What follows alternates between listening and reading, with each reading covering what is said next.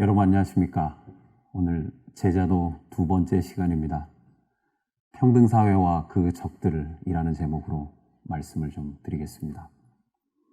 사도행전 2장 1절로 12절입니다.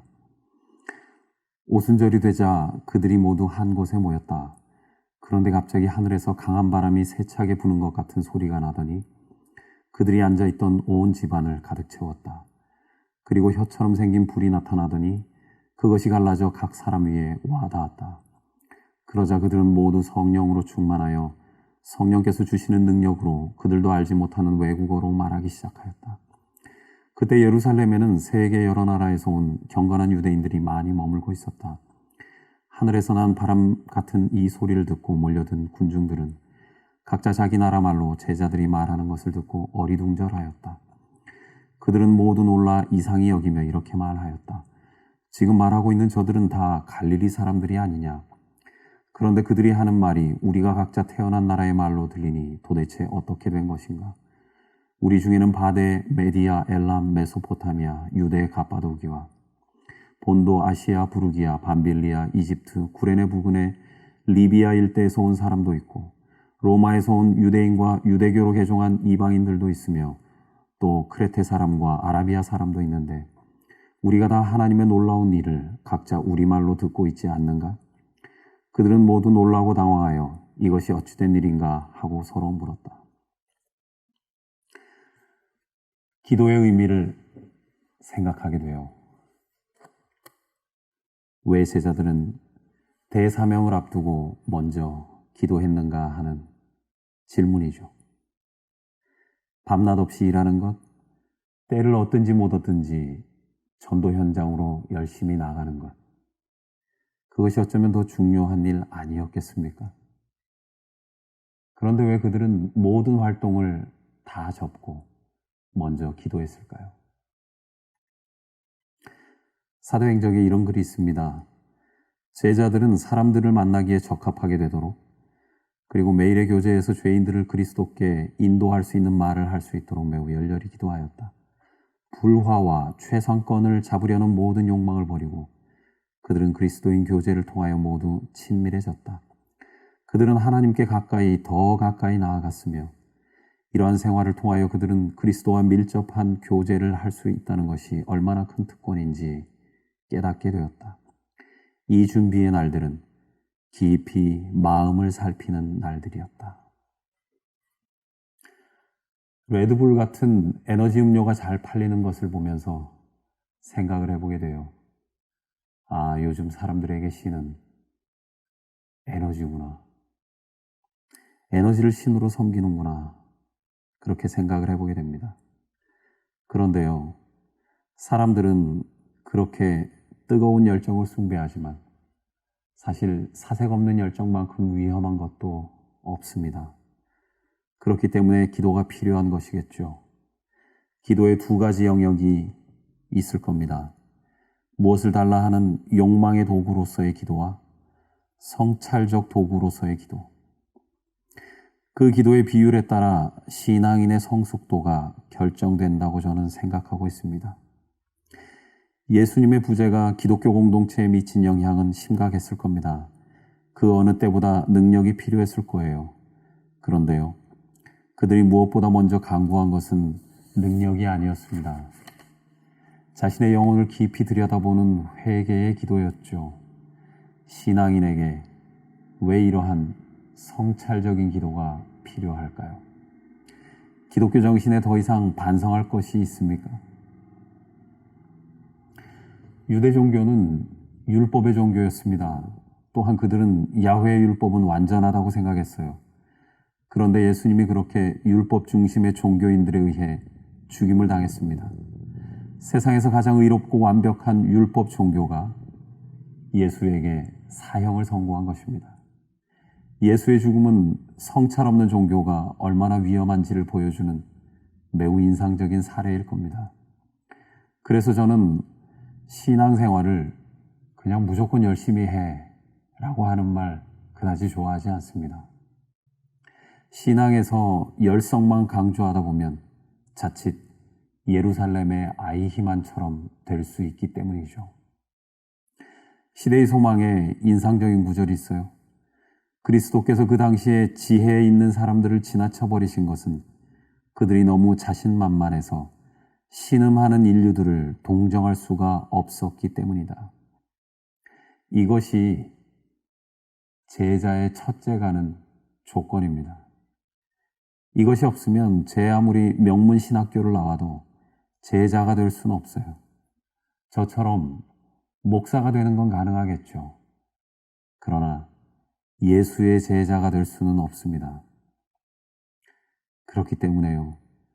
기도한다라는 말은 능력을 받기 위한 수단이라기보다는 멈춘다는 말이고 돌아본다는 말이고 기다린다는 말입니다.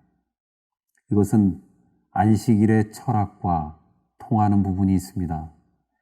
태초의 인류가 엿새 동안 일하고 안식일에 쉬었습니까? 아니면 안식일을 먼저 보내고 엿새를 살았습니까?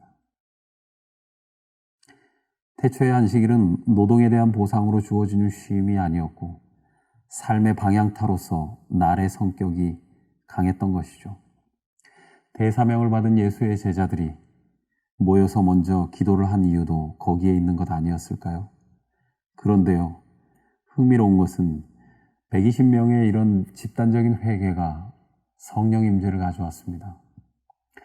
능력은 그런 과정을 통해 임하는 것이겠죠. 성경이 말하는 권능은 스스로 만들어내는 것이 아니었습니다. 그리고 그 능력은 자신의 영혼을 깊이 들여다보는 회개를 통해 임했습니다. 여기서 우리가 한 가지 꼭 짚고 넘어가야 할 것이 있어요. 여러분, 성령 충만의 의미가 뭡니까? 우리는 이 성령 충만을 하늘로 올라가고 아니면 저 높은 곳에 있는 어떤 신적인 체험을 하는 아니면 영적으로 더 높은 존재가 되는 것으로 생각을 하기 쉽습니다. 그런데 예수님에게 성령 충만이란 어떤 것이었습니까? 그것은 인간이 되는 것을 의미했습니다. 높은 곳에 하나님이었던 그의 존재가 무한히 낮아지는 것을 의미했습니다. 또한 성령 충만은 그에게 우주적 평화를 의미한 것이 아니고 광야에서의 혹독한 시험을 의미했습니다. 예수에게 요단강에서 성령 충만은 고난의 사역의 시작을 의미하였고 십자가의 죽음을 의미한 것입니다. 또한 성령 충만하면 방언을 말하게 되죠. 내가 아닌 그 사람의 입장에서 생각하고 말하게 된다는 것입니다. 내 주장만 앵무새처럼 반복하는 것이 성령 충만이 아닙니다. 성령 충만하게 되면 자연스럽게 남의 입장에서 말을 하게 되는 것이죠. 남 생각하고 남 걱정하고 남의 말을 하는 것이 성령 충만한 것입니다. 그렇기 때문에 성령 충만은 주류의 언어인 표준어로 말하는 것이 아닙니다. 유대 땅에 온 타국인들, 즉 이 땅의 소수자들의 언어로 말하게 되는 것이죠. 주류 언어인 표준어를 버리고 방언을 말하게 하는 것이 성령 충만한 사람의 특징이 되는 것이죠. 불평등의 창조라는 책이 있습니다. 그 책에서 평등사회였던 수렵채집사회가 불평등사회인 지위사회로 진입하는데 종교가 상당히 중요한 역할을 한다는 것이 참 뼈아팠습니다.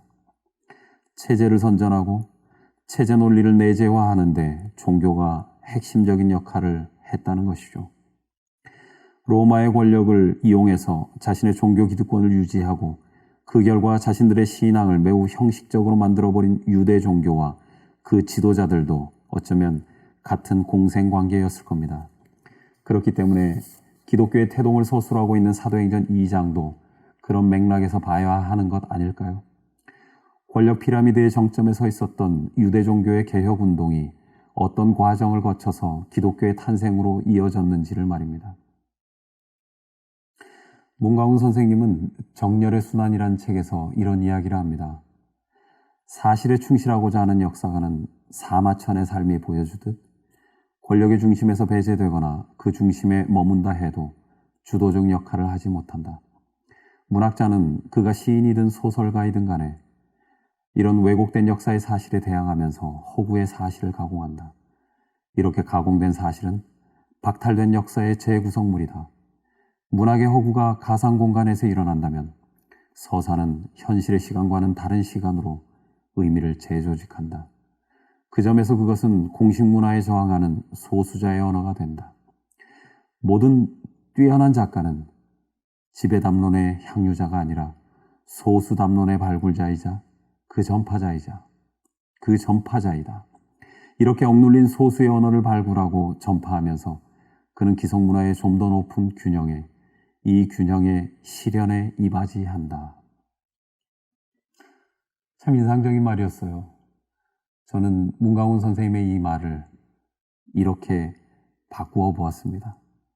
모든 뛰어난 신앙인은 지배담론의 향유자가 아니라 소수담론의 발굴자이자 그 전파자이다. 이렇게 억눌린 소수의 언어를 발굴하고 전파하면서 그는 기성문화의 더 높은 이상의, 이 천국의 실현에 이바지한다. 그동안 우리는 사도행전을 주류의 사고방식으로 읽어왔습니다. 그러한 해석의 눈은 어쩌면 중세의 세상을 호령했던 로마 가톨릭에서 유래한 것인지도 모릅니다. 그런 지배담론의 향유자로서의 해석들은 종교개혁 이후에도 다수의 시각을 점령했어요. 종교개혁. 무엇을 개혁한 것입니까? 우리에게 그런 질문이 사라졌는지도 모릅니다. 그래서요, 제자들의 다락방 기도를 그저 초능력을 구하는 기도 모임으로 성령 임재는 교인의 숫자를 한꺼번에 3,000명씩 증가시키는 놀라운 교회 성장의 수단으로만 활용되어 왔다는 말입니다. 하루에 제자의 숫자를 3,000명 늘리는 수단으로 설명하는 것. 그것으로만 존재하는 사도행전 2장의 이 천박한 역할을 어떻게 바라봐야 할까요? 그러나 대형 교회의 성장 신화의 부작용을 비종교인들이 더 걱정하는 탈성장주의 시대가 도래했습니다. 이 시대를 맞은 우리는 사도행전 2장을 어떻게 읽어야 할까요? 사도행전 2장의 폭발적인 교회 성장을 맹목적으로 찬양하는 동안 우리가 소홀히 한 것은 42절부터 47절의 말씀이겠죠. 그들은 계속 사도들의 가르침을 받고 서로 교제하며 성찬을 나누고 기도하는 일에 전적으로 힘썼다. 사도들을 통하여 놀라운 일과 기적이 많이 나타나자 사람들은 모두 하나님을 두려워하게 되었다. 믿는 사람들은 다 함께 지내며 모든 것을 서로 나누어 쓰고 재산과 물건을 팔아 각자의 필요에 따라 나누어 주었다.